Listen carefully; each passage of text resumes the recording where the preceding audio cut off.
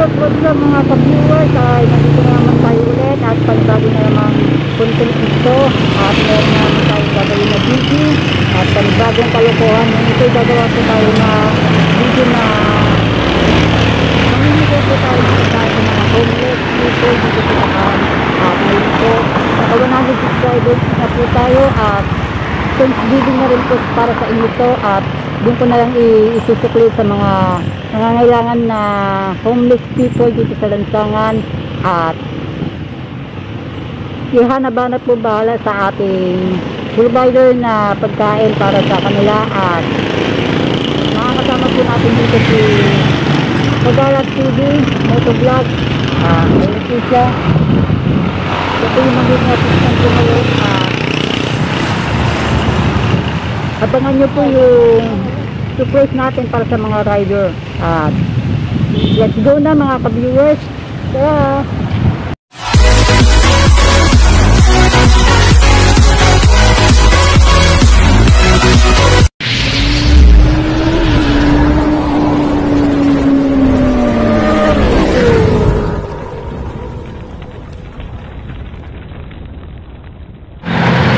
Ayun mga ka-viewers, paalis na po kami at let's go na!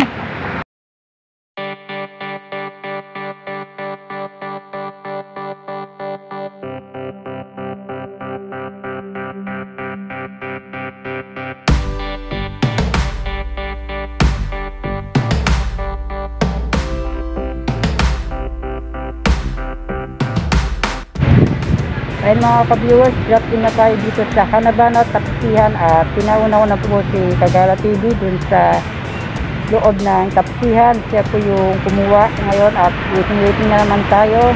Kaya ayun mga ka-viewers, napick up po natin yung tapsilog ng ating mga homeless people sa daan at handa na ibigay natin sa daan. Naka-prepare na yan para sa kanila. Kaya maraming salamat po sa Hanabanat Tapsihan. Sila po yung tubay niyan.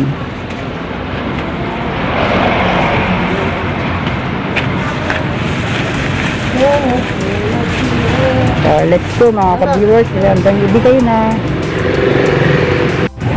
Ayan mga ka-viewers, take off na tayo dito sa Hanabanat Tapsihan at let's go na dun sa destination na ating pagbibigyan ng ating tapsi ni Hanabanat. Let's go!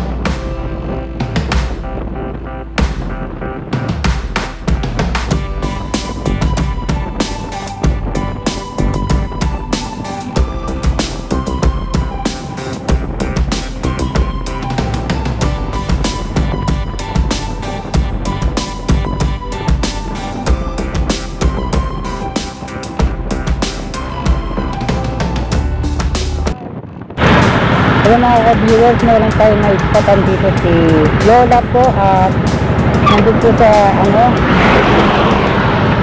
sa tabi ng sidewalk at pupuntahan po natin mga ka-viewers at papayasapin dun kung bakit nandun siya at bibigyan natin ng konting pagkain at tubig. Kaya let's go mga ka-viewers. Ayun mga ka-viewers, pupuntahan po natin si nanay doon at bibigyan po natin ng pagkain at tubig. Baka nakukuha na siya.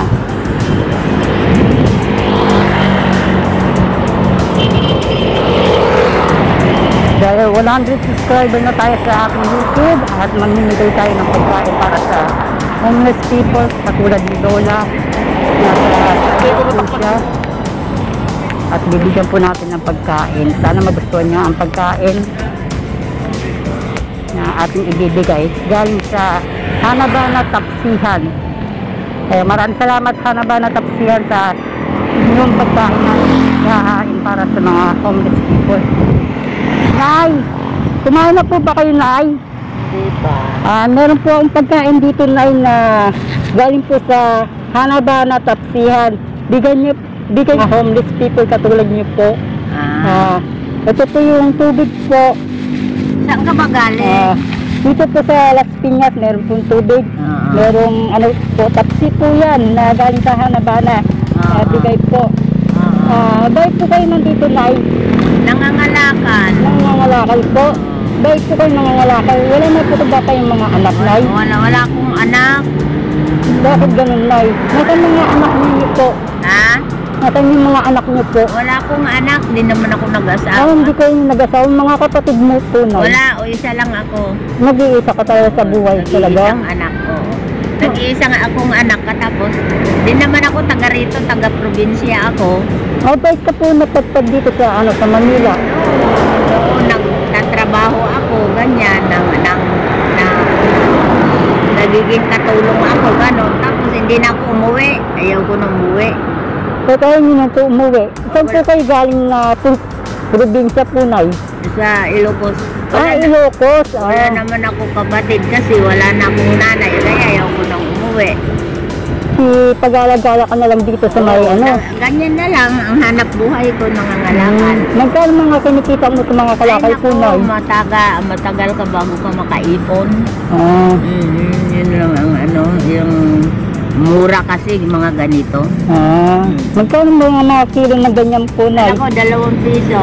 2 piso? Paano kayo makakakain yan po, Matagal Nay? bago ka makaipon. Ganito, Nay. Bibigyan ko ka ng pera, Nay. Anong gagawin niyo sa pera po, Nay? Anong gagawin ko? Pain. Pagkain po, Nay. Bigyan ko ka na ngalagang 50 po, Nay. Okay na po ba yun, Nay? Pagkain. Nandun po, Nay. 40 pesos na lang po yan, Nay. Sana pagdamutan niyo po yan sa pang-araw-araw niyo po, Nay. Sana meron dito na dumaan para tulungan po kayo, Nay. Pag ganyan nandito ako, maliban lang kung wala ako dito. Pag ganyan ako, pag may nagbibigay din. Maraming salamat sa mga dumadaan din dito. Meron naman minsan nabigay gano'n. Tulad mo, minsan pagkain. Ako po, hindi po ako nag-iisa kasi meron din ako kasama dito na tumutulong sa mga homeless din. Katulad ni Hanabana Tapsihan po. Ito galing po sa kanya to. Nabigay po sa mga katulad ng mga homeless people. Kahapon may nagbigay sa akin ng ito? Yung grocery. Grocery. Maraming salamat doon sa na yun, nagbigay. Oo, may nagbigay ng grocery sa akin. May bigas. Yun ang importante ko, bigas. Tapos may delata. Yun. Kung nga pala, Nay, tanong ko ba, bakit hindi po kayo nag-asawa? Maganda po naman kayo, Nay. Ayaw ko noon. Ayaw ko noon mag-asawa. Ano dating trabaho po, Nay? Wala. Yan lang. Ako noon. Nagkakatulong lang ako sa bahay. Ganyan lang. Nagkakatulong na yan. Kahit hindi ka pa nakakapag-asawa po, Nay. Ayaw ko. Ayaw ko talaga. Noong bata pa ako, buhay pang magulang ko, nagtatrabaho ako dito sa Maynila, pinapadalahan ko lang sila ganon. Yung sweldo ko, pinapadalahan ko sila ganon lang. Binubuhay ko lang ang magulang ko noong buhay pa sila. Ngayon wala na sila. Wala na, pati mga kapatid niyo po. Wala naman ako kapatid. Nag-iisa ka lang na nag-iisa lang ako. Anak. Para kaya ayaw iha ng magulang mo. Kaya ayaw ko na umuwi sa amin kasi wala naman na kayo mapupuntahan doon. Mga kamag-anak po na. Meron pa naman kamag-anak pero ayaw ko na. Dito na lang ako. Mas maganda pa dito pa para may kita ako pag nangangalakal, doon mahirap doon. Mahirap po na yung ganito. Mahirap ang buhay doon. Kaya, ingat-ingat palagi kayo. Katulad mga ganyan na pulis. Baka mahuli po kayo. Hindi naman ang pulis. Okay. Yun, may kasama ka namimigay ng tulong, gano'n? Oo, meron silang pero hindi nagbibigay lang po, nag-aabot lang po. Ako taga-bigay lang po ako. Kaya ako yung ginamit na instrumento para maabutan lahat mga homeless people na katulad ng tunay. Kaya maraming salamat tunay sa ano. Ako nga nagpapasalamat sa iyo dahil nano mo ako, malayo ka na nga. Thank you po na, meron pa kaming pagbibigyan na natitira na pagkain po sa ibal. Kaya ingat po kayo palagi dyan na kasi maraming dumadaan ng mga sasakyan po dito. Dito lang ako sa tabi. Hindi po nay. Maraming salamat. Viewers, ay tapos na po yung isa. Meron na naman tayong natitira na isang pagbibigyan. Sana makahanap po tayo ulit na serving na makakain ngayong tanghalian. Kaya let's go mga ka-viewers.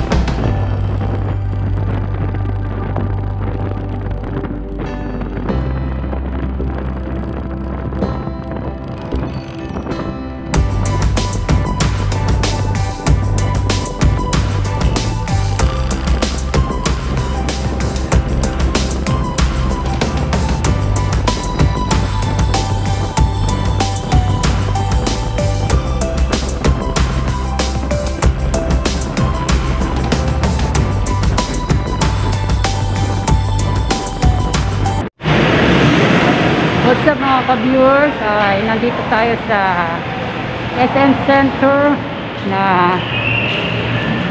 gagala kami ng dalawa ng aking partner.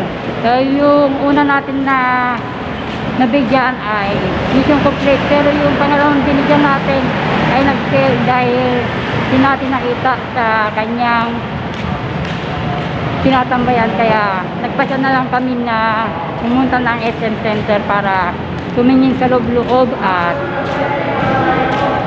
para sa mga pangregalo namin sa Pasko sa mga bata. Kaya nandito ngayon kami sa SM Center. Ngayon po ay magpapasalamat po tayo dun sa mga nag-ano sa pagkain na si Hanabana sa Tapsian.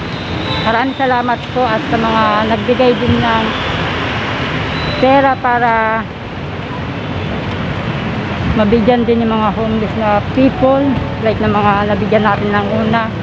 Maraming salamat po. At sa mga nagpapa-shoutout dyan ay waiting at isa-shoutout ko na lang kayo mamaya kapag na checklist ko na yung mga nagpapa-shoutout. Kaya hanggang dito na lang mga ka-viewers, at sa susunod na vlog natin ay ipagpapatuloy natin yung mga tour or adventure natin dito sa motovlogging. Tara, let's go!